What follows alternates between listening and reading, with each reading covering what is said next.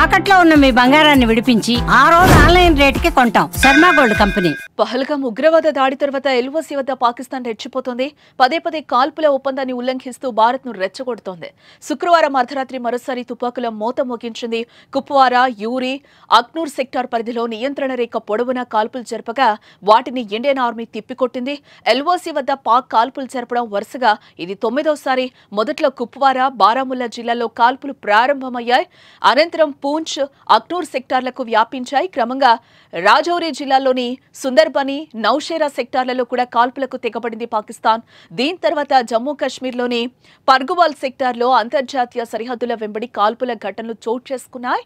జమ్మూ జిల్లా పర్గువాల్ సెక్టార్, రాజౌరి జిల్లాలోని సుందర్బని, నౌషేరా, అక్నూర్ సెక్టార్ల పరిధిలో అంతర్జాతీయ సరిహద్దు పొడవునా గల భారత ఆర్మీ పోస్టులపై పాకిస్తాన్ కాల్పులు జరిపింది. ఈ కాల్పులకు భారత్ ధీటుగానే జవాబిస్తోంది.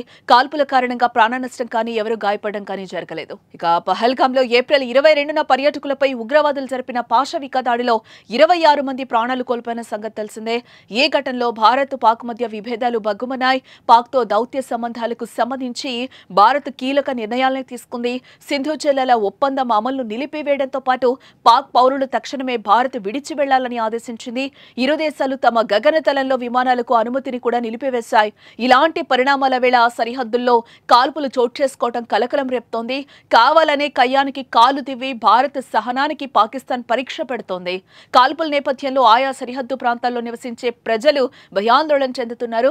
పరిస్థితి మరింత ఉద్రిక్తమైతే షెల్లింగ్ జరిగే అవకాశం ఉందనే భయంతో వారు వ్యక్తిగత బంకర్లను సిద్ధం చేసుకుంటున్నారు. ఇక భారత్, పాకిస్తాన్ 3323 కిలోమీటర్ల మేర సరిహద్దును పంచుకుంటున్నాయి. ఇందులో అంతర్జాతీయ సరిహద్దు గుజరాత్ నుండి జమ్మూలోని అక్నూర్ వరకు దాదాపు 2400 కిలోమీటర్ల వరకు ఉంటుంది. జమ్మూ నుండి లదాఖ్ రాజధాని లేహ్ వరకు 740 కిలోమీటర్ల మేర నియంత్రణ రేఖ పంచుకుంటోంది. సియాచిన్ ప్రాంతంలో 110 కిలోమీటర్ల యాక్చువల్ గ్రౌండ్ పొజిషన్ లైన్ ఉన్నాయి. ఈ ప్రాంతంలో పాకిస్తాన్ కాల్పులు జరిపి కవ్వించడంపై భారత్ అధికారులు ఇప్పటికే పాక్ అధికారులతో హాట్ లైన్లో మాట్లాడారు. అయినా పాక్ మాత్రం తన వైఖరిని ఏమాత్రం వీడటం లేదు.